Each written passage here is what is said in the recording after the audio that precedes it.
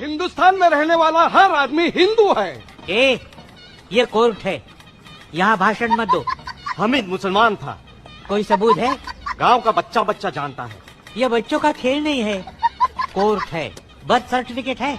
नहीं नहीं?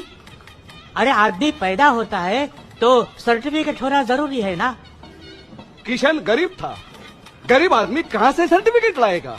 अमीर आदमी कहाँ से सर्टिफिकेट लाता है? हाँ, वो सर्टिफिकेट लेके बाप के पेट से पैदा होता है क्या? स्कूल लिविंग सर्टिफिकेट है? किशन कभी स्कूल में गया नहीं, तो स्कूल छोड़ने का सर्टिफिकेट कौन देगा? क्यों नहीं गया स्कूल?